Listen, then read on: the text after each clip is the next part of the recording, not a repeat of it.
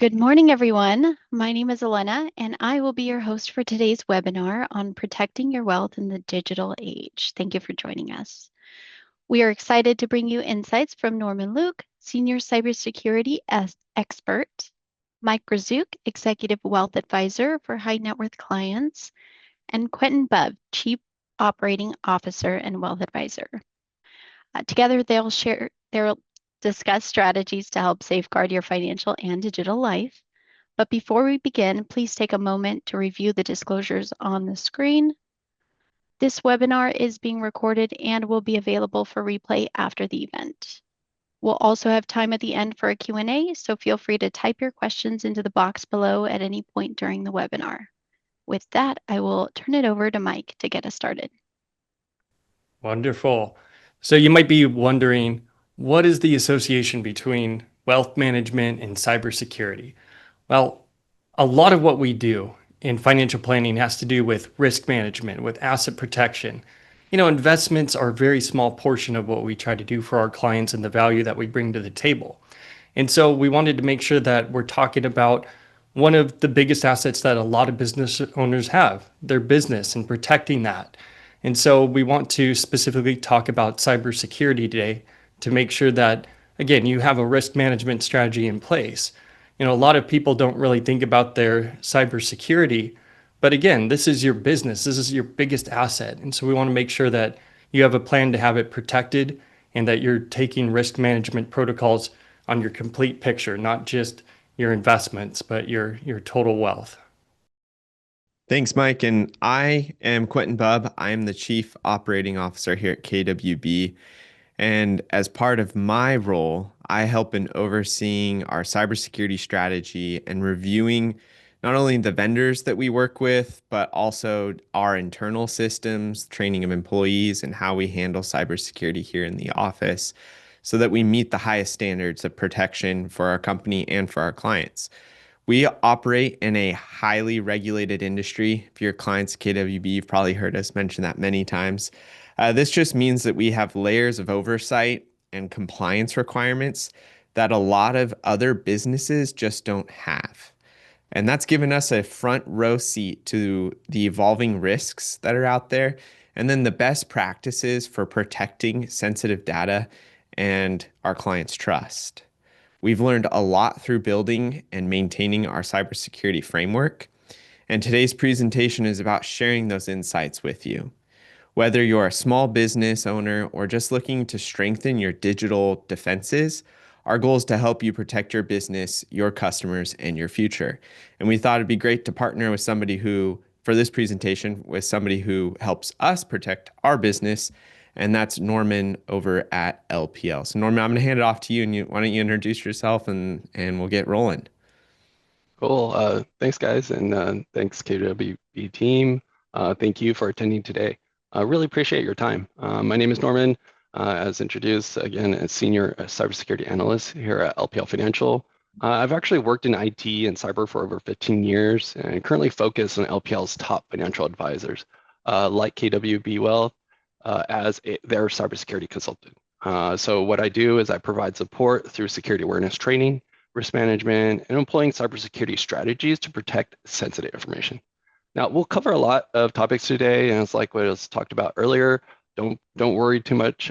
This will be recorded, and the slide deck will be shared at a later date. Again, just as your financial advisor at KWB Wealth helps you plan for a stable future, today we'll share some cybersecurity strategies to protect you from the rising complexity of digital threats. On today's agenda, we'll briefly define cybersecurity, what KWB Wealth's relationship to you and LPL Financial. Then we'll dive into sharing a few examples of cybersecurity attacks and scams. Give some practical tips to protect your digital accounts today, and then present some items to consider to improve your cybersecurity posture to make your business more resilient. And then we'll close with some final thoughts. When it comes to protecting your information, and what is, we want to really define what is cybersecurity. So when we define cybersecurity, we define the scope of cyber criminals after us. because what's important is that we know who's coming after us, right? They're primarily financially motivated and use tactics that are less sophisticated. So that we're on the same page here. Cybersecurity then becomes the practice of protecting those computer systems, networks, and data from digital attack, damage, and unauthorized access. So for cybersecurity, the three things that we always want to make sure are confidential, the data maintains its integrity, and the data itself is always available.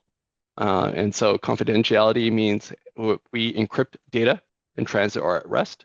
The data isn't modified, it's accurate and trustworthy, and that the data, again, is available, so then you can access it whenever you need them.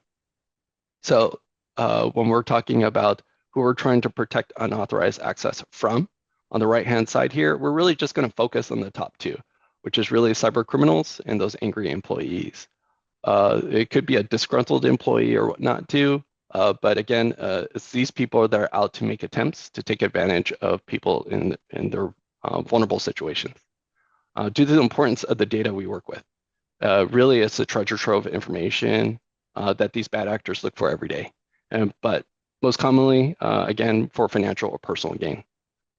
When it comes to protecting your information, and what is, we want to really define what is cybersecurity. So when we define cybersecurity, we define the scope of cyber criminals after us, because what's important is that we know who's coming after us, right? They're primarily financially motivated and use tactics that are less sophisticated. So that we're on the same page here. Cybersecurity then becomes the practice of protecting those computer systems, networks, and data from digital attack, damage, and unauthorized access. So for cybersecurity, the three things that we always want to make sure are confidential, the data maintains its integrity, and the data itself is always available. And so confidentiality means we encrypt data in transit or at rest. The data isn't modified, it's accurate and trustworthy, and that the data, again, is available, so then you can access it whenever you need them. So when we're talking about who we're trying to protect unauthorized access from, on the right-hand side here, we're really just going to focus on the top two, which is really cyber criminals and those angry employees. It could be a disgruntled employee or whatnot too, but again, it's these people that are out to make attempts to take advantage of people in their vulnerable situations.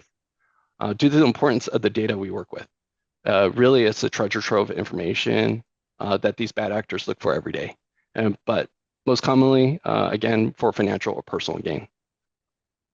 Yeah, Norman, we don't at KWB, we don't have the budget that LPL does for cybersecurity, but that doesn't mean that we don't take it seriously. We're proactively training employees on a recurring basis. We openly discuss when there's potential for a threat. We'll discuss situations that our clients have seen so that others are aware of it, and we can share those experiences in our client meetings. So that's a big part of how we are proactive in protecting our clients, is really through that training. And then, like I said earlier, making sure we're using qualified vendors for the services that we need. And we try to act like the first line of defense for our clients too. Sometimes we'll get call-ins from clients, and if they're discussing something that just doesn't align with their previous goals, we spend a lot of time trying to understand what's important to them. But if they're making distribution requests that again don't align with those goals, we're that first line of defense to say, hey, is something wrong here? And just ask a couple probing questions that might identify fraud and potentially protect people from it. Yeah, great points, guys. And so at least for today, right? If you're trying to learn more about different cybersecurity scams and threats, we do have some few resources to share. You can go to our LPL.com cybersecurity page, and essentially just type in LPL Cybersecurity or LPL Financial Cybersecurity. You'll be able to find those resources that we're speaking about today, as well as the next slide. When we're talking about the LPL Cyber Fraud Guarantee, we want you to know that LPL Financial remains dedicated to data security, protecting your assets, and that we recognize the critical role that cybersecurity plays in maintaining the client confidence and driving business success. Right? We stand by our commitment to advisors and their clients that, as it's seen on the screen, LPL will reimburse you for 100% of those realized losses in your impacted LPL accounts, which were incurred directly as a result of unauthorized access to an LPL system. So we encourage you to go to the LPL Cyber Fraud Guarantee page, so that way you can read more about the terms and details. So Norman, I mean, when I see that like 100% guarantee, that to me says you guys are very confident in the cybersecurity protections that LPL has in place.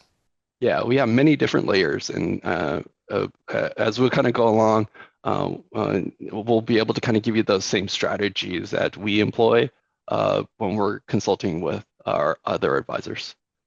When we're talking about cyber attacks, now that we've defined and identified who and why the bad actors are targeting us, let's see some common threats and techniques that employ to scam us. So when we're talking about cybersecurity, now we know that there's a ton of names that we named everything, right? This makes it really easy to identify bad actors. So that way, when they trick us, we understand what type of technique they're using. You don't have to remember them all today, okay? It's okay if you don't. As long as you get the gist of the techniques used against you, you'll know really how to prepare and handle yourself. But before we dive in, I believe that all these scams really boil down to one thing, and we call it social engineering. Now, social engineering is when bad actors has the ability to hack the human mind in some essence with deception, make you do something that you would normally not do. So that could be something as simple as fabricating a very convincing story, manipulating your heartstrings, and then getting you to give some money or some information. So as we're reviewing these next few slides, I challenge you to keep these points in mind, okay? One, slow down and take a pause. Now, we often get too caught up speeding through our days, consuming social media and so on and so forth. So I want you to do your best to go ahead and really treat everything as suspicious and untrusted. Slowing down allows us to really process and review the information that's in front of us. Now, if you find anything with certain words and emotional triggers, ask yourself, do I react emotionally to this? Bad actors like to play on your emotions like fear, suspicion, anger, frustration, and by hijacking your emotions, then you're spending more time on it and you're reacting impulsively, so in that way they can get exactly what they want from you. Now, the third thing, I want to say make it make sense, right? So is it timely? Is it something that you're expecting? It could be a coincidence or manipulation. And then, which really leads me to the last point, trust but verify, right? Hey, does it look like it's from PayPal, Chase, Best Buy? Who is it from really? And if it is this something that you've actually done business with recently? Doesn't make any sense. So Norman, I mean, I tend to see a lot of these around like government related issues, so it's like the Social Security Administration, the DMV, all those things. I mean, is it kind of safe to assume that if you get an email or a phone call from those agencies, just ignore it? They don't really transact that way? Typically, yeah, you're correct. They normally don't reach out to you directly, right? It's the same with bigger tech vendors as well. When they try to reach out, they don't necessarily reach out directly to you unless it's like you're affected in some bigger way, right? And so with that being said, just to go over a few examples, I'm just going to briefly review what phishing is here. And phishing is basically mass email campaigns that normally target thousands of accounts. It's really a numbers game at the end of the day, where they try to steal your credentials or maybe trick you to doing something again that you're not normally going to do, like opening an attachment, and that could infect your computer. When we talk about phishing, it's very similar to phishing, but using like robocalls, mass phone calls, right? This could even be a person, really, and they could be well versed on the phone, impersonate some reputable institution, agency, or vendor that you might work with to gain access to your device, or you provide them with sensitive information. Smishing, very similar to the other two, but instead of email or by phone, now you're getting it by text.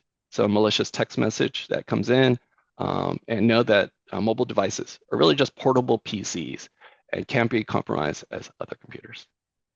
And then we'll review different scams throughout the conversation here, and basically help you understand how criminals develop these different types of scams to make the people do things and act in a certain way. The email phishing review that we're going to do today really is about not falling for those enticing emails.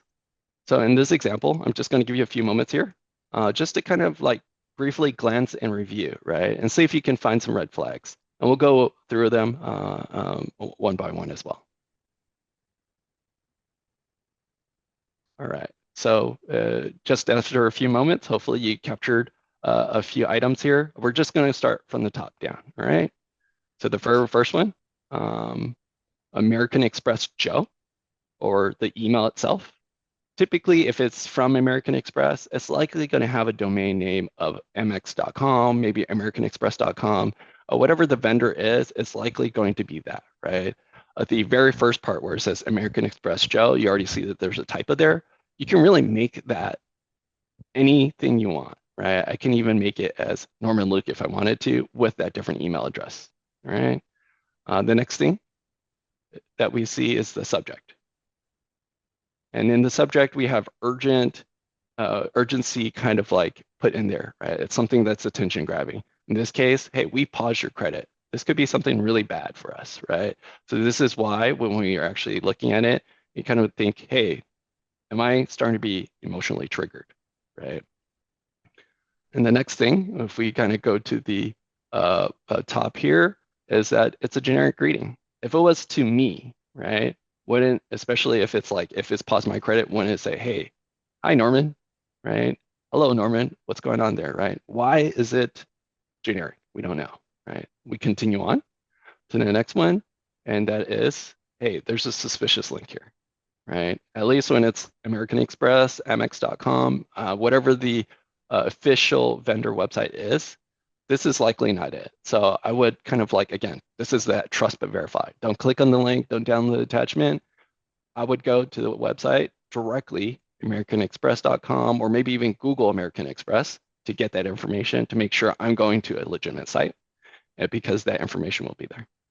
And then the next thing, we do see some, again, some spelling at American Express. And at the bottom here, we have some extra grammatical errors.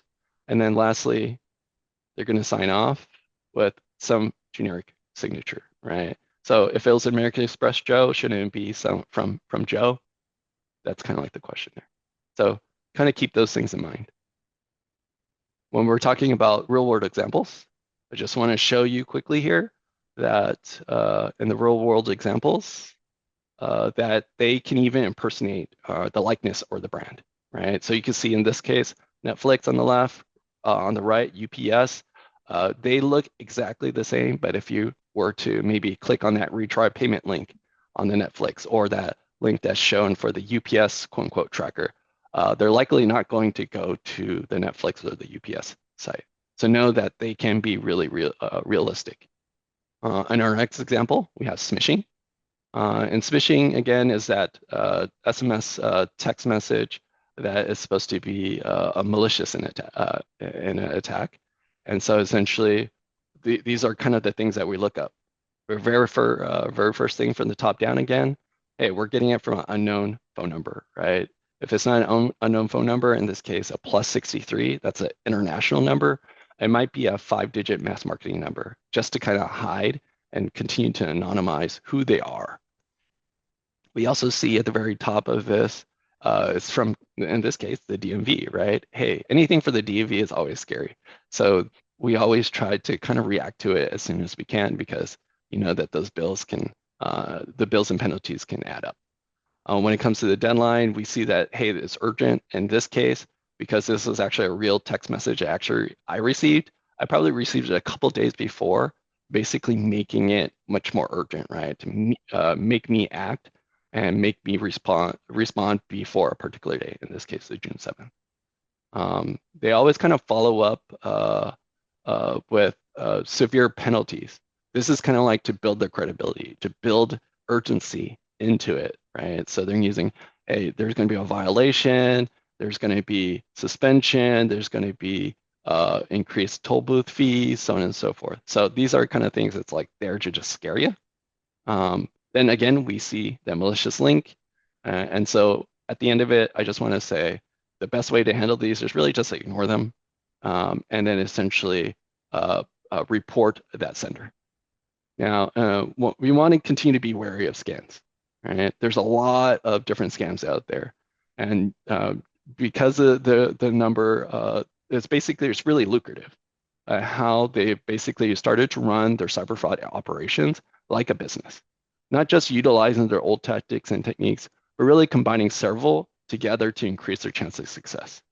So, and this means, again, you see on the screen there's a ton of different names to identify these different cyber scams. Just examples here, just romance scam.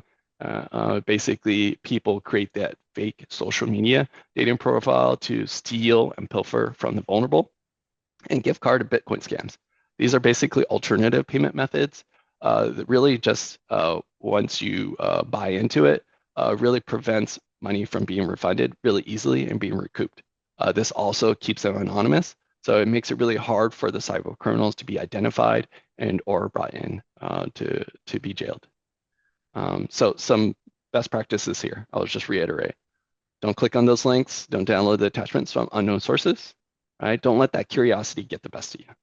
Large IT or tech companies won't ever call or email you personally. Right? And don't automatically trust any email or phone number provided. Make sure to always re-verify with the vendor itself. This is kind of like where I'll kind of like ask Quentin and Mike, like, could you pick like one or two stories that you like to share that you've encountered with your time here at KWB?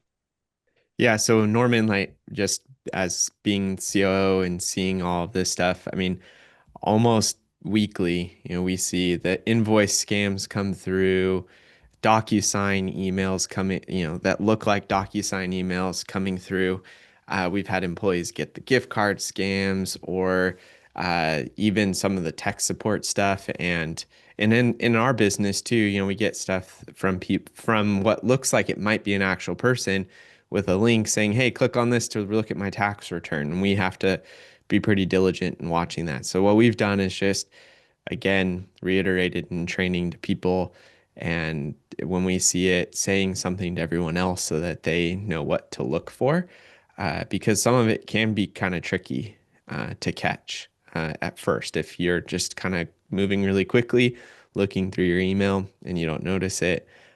But we see those like almost like I said, on a weekly basis. I like what you said, Norman, where it's like you need to pause and really rationalize, is this something that's real? I mean, a real example that I had just a couple weeks ago, we had a client call in and request $900,000 from an IRA. I mean, a huge taxable event potentially. And I called the client because this request completely didn't align with any of their goals. And so I asked, hey, what's going on? You told our staff that you want to buy a house, but we've never discussed that in the past. That was never a goal of yours.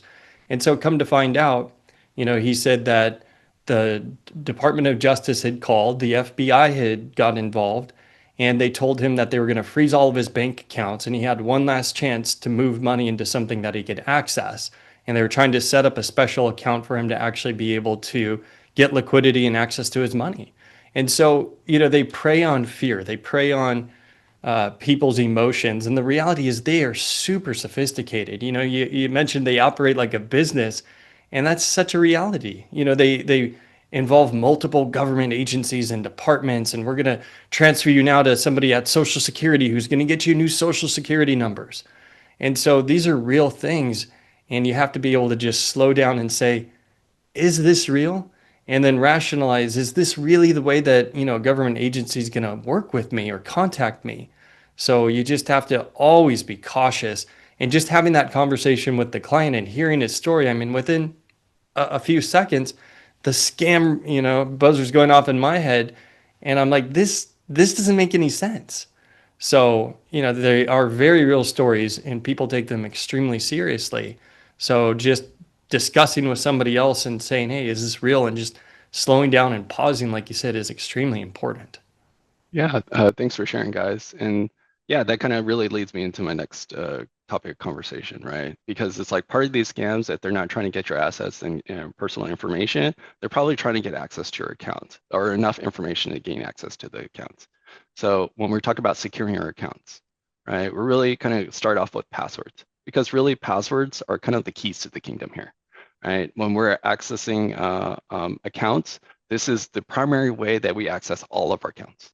When we talk about strong passwords, what we recommend, uppercase, lowercase, special characters, and symbols, include numbers. Typically characters, 15 characters or more is kind of like where we sit. And I'll kind of show in the next slide shortly why, okay? Now, you're probably wondering, it's like, hey, when it comes to like passwords, like I probably have like 100, 200 accounts, right? How do I manage them? How do I take care of them? How do I continue to be strong in my passwords? That's kind of like where we bring in password managers. Password managers, they help manage those credentials, and you can basically use them across different devices. And so that seamlessness makes it very convenient, right? Also at the same time, if we were to say, hey, I just remember 5 passwords that are 15 character plus passwords, those are my most sensitive accounts, like my email, my bank account, my phone account, some other different accounts such as that, right? Then I can use the password manager to auto-generate passwords for me. And now all my passwords are going to be 20, 40, 60, 100 characters long, all unique, all complex, all fitting all that criteria, right? And also at the same time, we're not reusing those passwords, right? So in the next slide, we can see here as just to show, hey, is your password strong enough? I kind of like, like think about your most important passwords. Let's just say the first 2 passwords that come to mind. Where exactly do they fall on this table here? If you're falling in the red, that probably means that you don't have enough sophistication or the password's really just not long enough. Hive Systems, they've done research. Basically says, hey, how long does it take for a bad actor to crack your password? Okay, and so if you're in the red zone, definitely consider changing it today.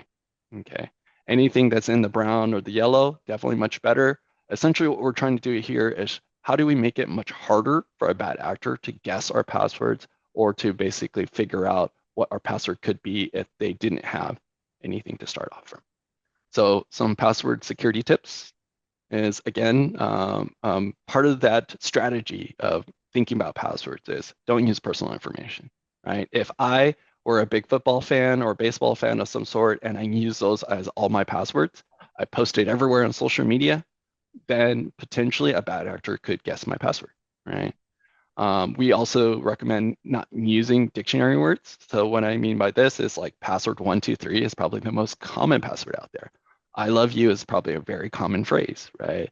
These things, although short, also at the same time kind of leads us into a danger zone. If we just use it just password, know that a bad actor is likely going to test that password against you. Again, don't reuse those account passwords. Those account passwords, if they ever were to be breached or exposed, know that they'll always be on the internet and the bad actor is going to continue to use that against you, against your other accounts. And it'll lead me to the next slide, which is multi-factor authentication. So what multi-factor authentication is basically your password is what you know, right? And your phone is what you have. So this is a second form of authentication or verification to gain access to that account. In the next slide, we basically see that there are different multi-factor authentication types. And a lot of, at least the first 2, you've probably seen before, right? So when we talk about from the top bottom, the top being the least secure, the bottom being the most secure, the top email one-time passcode, that's probably like a 6-digit code of some sort that they get sent to your email. Same thing when it comes to a text or a call, also the same idea there. They send it directly to your phone. Authenticator apps such as Microsoft, Google, and Duo Security, they typically auto-generate 6-digit passcodes. So in that way, it's just a temporary, on a rotating basis, 24/7, that's synced with their server. And lastly, the most secure is really just a physical biometric authentication. What this means, it could be a physical USB device, such as a FIDO2 YubiKey, right, that I plug into my computer in order to access the account. And maybe in some of those cases, I actually have to use my fingerprint or some facial recognition too. Yeah, Norman, I'd say MFA is not convenient, but it is very important. And we use it here, and the joke is that we just can't go to any meeting room or anything without taking our phone with us because we use authenticator apps or the text messaging, whichever the service provider uses. But I know that we operate on a pretty virtual network here, and it's extremely important in that situation, whether you're in or out of the office. Yeah, thanks for sharing. And yeah, you bring up a good point where essentially it's like, yeah, it might be like 6 seconds to like a minute or 2 minutes of inconvenience, but at the end of the day, how much longer would it take for me to fix a compromised account, right? Or the information that's stored in an account? Kind of think of it that way. Minor inconvenience for a lot of security there. Yeah, the alternative is worse. Yeah.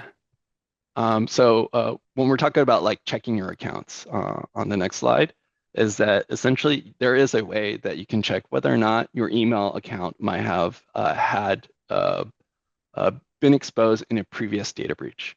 And what I mean by that, essentially, there's a website called Have I Been Pwned? That's instead of owned, like O-W-N, this is with a P. And the idea here is essentially a security researcher actually brought in a lot of different databases onto this website for it to compare, hey, is my email exposed? And so if you go to this website, you just type in your email, it'll tell you, hey, which websites have my email address have been attached to, and then you can better understand kind of like almost like the history almost of your email address, because we likely haven't changed our personal email addresses in over 20 plus years, right? For example, I'm guilty of that, but there's nothing wrong with that.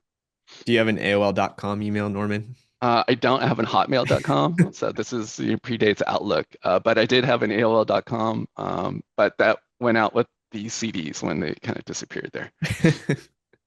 Kind of thinking about it like, the same idea here. How do we continue to monitor those different accounts? So when we get into identity theft protection, we're kind of thinking like, hey, what is LifeLock, CreditWise, Experience, so on and so forth. We want you to continue to kind of, again, keep your credit profiles in mind. Because identity theft, once they kind of steal that personal information, they typically try to open these different accounts. And when they open these different accounts, they have enough information to even start creating new lines of credit, right?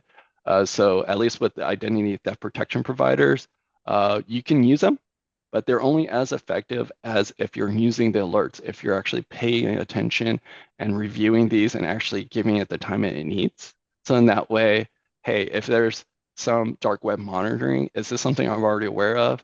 Yes, okay, maybe not so much big of a deal, right? But if my credit scores start dropping and whatnot, and I'm not paying attention to that, that probably is an indication that somebody has opened several lines of credit, somebody has started to draw a ton of funds from those different things, maybe bought a new car, maybe a loan, so on and so forth. So make sure to go ahead and get your annual credit report, right? That is a free thing that you can get that pretty quick and easy to request. And I think to like make a distinction, like these are notification tools, right? They aren't necessarily protection and prevention tools. They tell you, hey, there's been a breach, you need to react and maybe change your passwords or get in contact with this financial institution and, maybe close that new open line of credit. So just because you have one of these, identity protection tools, it's not keeping you safe. It's not preventing hacks. It's just notifying you basically that you've had a potential breach and you should take additional action. So yeah, just like that identity protection monitoring service, right? This is kind of like where I say again, credit monitoring and freezing is very important. These are very simple things that you can go ahead and do to kind of like one, monitor the history of your credit and see if there's any open lines of credit that you're not familiar with. Freezing your credit is also free, right? So you can go to each one of the credit bureaus and basically have them put freezes on your accounts. If you don't want to do that, you can also put fraud alerts on your accounts, right, as an alternative. But the freezing of the credit, once you put it there, you can even do it for your kids. It's very simple, very easy. They can't do anything when it comes to opening new lines of credit there.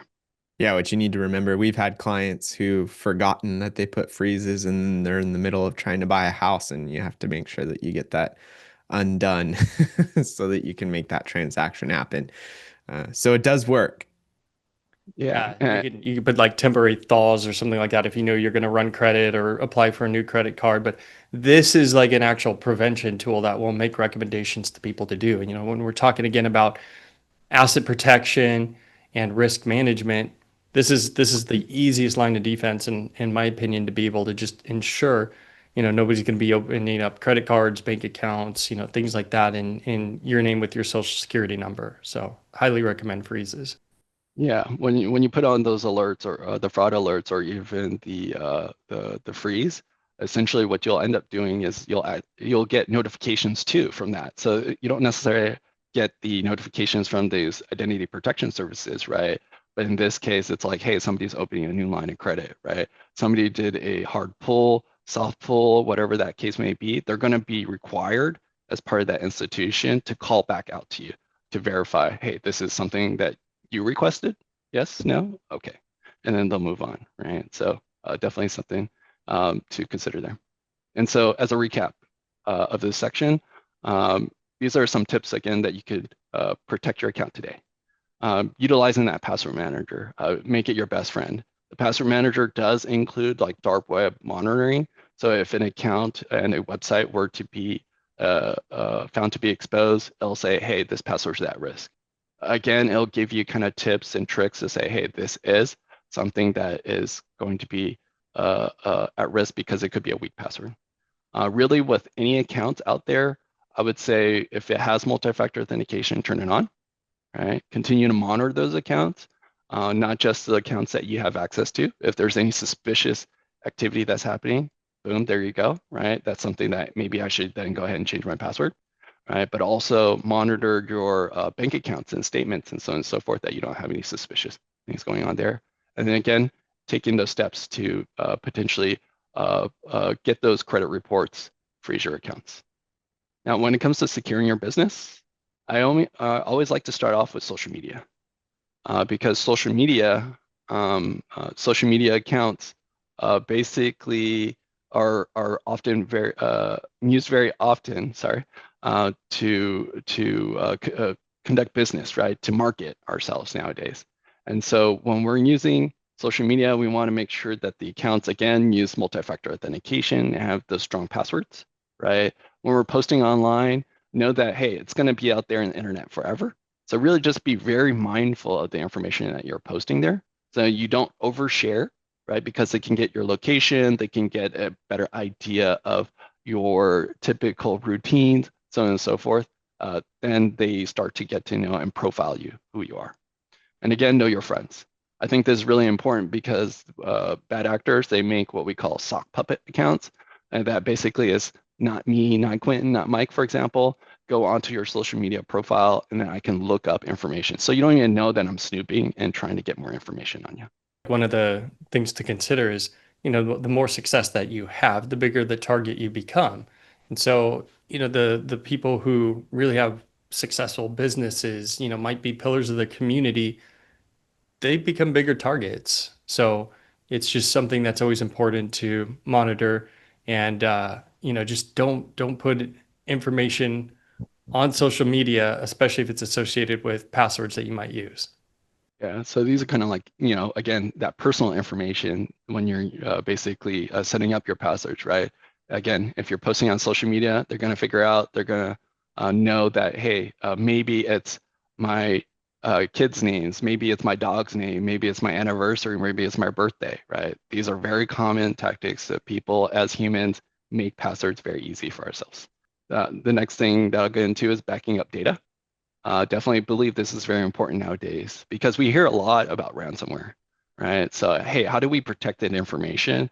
Is basically kind of utilizing one of the two backup alternatives, which is cloud storage. So that'd be their Dropbox, OneDrive, Google Drive, iCloud, so on and so forth. Basically allows for redundancy there. Definitely, if it has the ability to turn on versioning, I would turn on versioning. So in that way, you have almost like multiple sets of backups, and it's always encrypted. So it's protected by a strong password, multi-factor authentication, encrypted. You're okay there, right? At least when it comes to data storage, physical data storage, we kind of recommend that as well, mainly because you can take it offline. So, hey, I back up my files, and after that, I unplug it, I put it away, boom, there it goes. It's untouched, right? Nothing could touch it unless you plug it back in. So, but know that there are some limitations to physical data storage in the sense that because it's physical data, it can break, right? So having more than one alternative is going to be your best bet there to kind of protect that sensitive information that you store and then making it still readily available. Yeah, and one of the things that we have to do, Norman, as you know, is the business continuity plan. So we have to be able to prove, that we, in the event of an emergency or something just happening to our network or if we had an earthquake here, that we could notify customers or clients, notify employees of what's going on and still be able to run business at some capacity. And we have to be able to test that. So we use the cloud system because that allows us to access data securely from anywhere. In the event that something does happen here and we have to, relocate to our homes to work for the day, or if we have to, leave for some reason. Oh, great points. Yeah, exactly. Because they make it easily accessible anywhere. That's part of the reason why the passwords and multi-factor authentication is very important. Yeah. But a great emergency plan if necessary, right? So at least quickly, some tips on securing your business while you're working on the go. I always like to say that we want you to stay vigilant, right? We want you to stay secure. And because vigilance is very important in every moment. This really just means that I am very aware of my surroundings and what's being presented to me in person or in my digital footprint. So this means like, wandering eyes. Whenever we're on a plane, wherever we're on a cafe, somebody might be looking at your device. So if you're accessing any sensitive accounts or sensitive information, just be mindful of that. Maybe even get a privacy screen for your device, right? Also be mindful of kind of like overexposure information. Listen to those gut feelings because sometimes it's like that Wi-Fi that you're connected to might not be the Wi-Fi that you thought you're connecting to. Again, multi-factor authentication is going to be the best partner with a strong password. Basically, you're adding obstacles to significantly boost the protection of that account so it delays unauthorized access. When it comes to really kind of understanding your data, right? How important is that data to you? Again, make it back up before you leave. When it comes to like learning about the local scams, it's important because it's like there are things that like if they are very privy to, they might be able to kind of socially engineer, create that fictitious story to get you to do something again that you don't want to do, but in a local presence, right? So it's no longer, hey, I'm trying to attack you over the internet. I'm attacking you in your own town, right? And then again, lastly, avoiding that public Wi-Fi. Public Wi-Fi, if it's not like a verified Wi-Fi access point. So let's just say your hotel's account is hotel, right? And then it happens to be a fake hotel Wi-Fi access point. You just don't know. So just again, verify with the front desk before you're actually accessing it. And I'd say there too, like with our employees, I always get asked when they're traveling, what networks can they use? And I mean, for the most part, as long as you're using a VPN, which we haven't, on our devices, that you're okay. The other option as well is like the cell phone hotspots, because those are an encrypted network that you would be on. Yeah, exactly. The cell phones themselves are a standalone network that only you are able to access. If you have to access one of these public Wi-Fi hotspots, definitely use that VPN, which is a virtual private network. That's an application that you would subscribe to, so in that way you can connect and then basically make your connection more anonymous, the data encrypted, and so on and so forth. One of my last points here is performing vendor due diligence. I think, as we continue to grow our businesses, we start working with a lot of different vendors. When we're working with these different vendors, we have to honestly make sure that the reputation and brand is solid. If they're not, then that's kind of like when it starts to, that trust will dissolve, right? Or it's like, hey, this is not a place that I should be conducting business with, especially if I have over-reliance on this business, that it could take me down, right? So another thing nowadays that, again, we don't really think about is that cybersecurity posture and controls, right? You can already kind of feel how KWB has kind of stepped up to the plate here and knocked it out of the park. They have put in a lot of cyber controls to really protect not just your assets and your information, but themselves as well. This builds a more resilient business, right? A lot of it, reporting transparency, when I talk about this, is about essentially, hey, how transparent are they if, let's just say, they had a data breach or a data exposure or some sort, right? If they're very transparent, then you're able to kind of handle like, okay, what kind of information was exposed? How can I control it, right? How can I limit the damage, if any, or minimize it? And again, the annual validation, it's just really kind of like a review of the company and the business itself. Is it still who they were last year, right? If it was, not too bad there. But if their security and privacy policies have changed, maybe that is something that's like I use as leverage to determine whether or not I should ever exit this company. So my last call to action here. We all know that tech has advanced a lot in the past 10 years, and bad actors have also grown as well. And so with AI, it's probably on the top of your mind there. It's really changed the playing field to make it harder to rely on those easy, like grammatical spelling red flags, right? But despite this, we still keep in mind that the old ways are tried and true, right? The fundamental tips, hopefully, that I gave you at the beginning there was a little bit easier to understand and remember than trying to remember all the different names of the different cyber attacks, because these bad actors still use social engineering, all those different scams, right? So stick to the fundamentals because they still work. They just mix in more or less human emotion, but use your human intuition, use that spidey sense, trust that gut feeling. So to call to action here, really to reinforce the summary, really is that LPL and KWB are committed to supporting your and protecting your information there. So rely on that human firewall, right? If the case that, hey, you come across something that you really need more advice and guidance, reach out to Quentin and Mike. And then social engineering, we as humans are easier to hack than technology, right? Don't click on links or download any attachments from unverified sources. Be cautious of surroundings and the networks that you connect to. And really just follow the best practices to protect your accounts, like strong and unique passwords, implementing MFA everywhere, and considering utilizing a password manager. So I'll pass it to Quentin and Mike to close. Thank you, Norman. I think that, from my standpoint, this is a lot of information, and the best thing to do is just implement it in small bites to make it manageable. Here at KWB, we didn't get to where we are with our cybersecurity overnight. It's been a gradual process by partnering, one, with LPL, to our managed service provider to help us manage our internal network, so that we can protect our clients and ourselves. And to kind of just close this out here, I want to give you some numbers. So only 14% of small businesses feel prepared to defend against a cyber attack. And yet 75% have experienced one in the past year.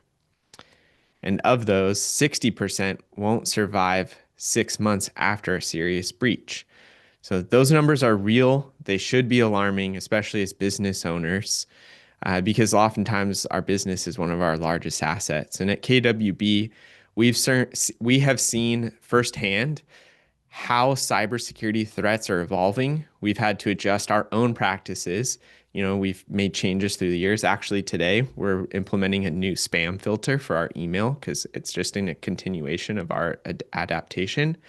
We review every vendor and meet rising regulatory demands, not just to stay compliant with SEC, FINRA, LPL, but also to protect the growth and legacy we've built for our clients. Having a cybersecurity policy and then even cybersecurity insurance isn't enough.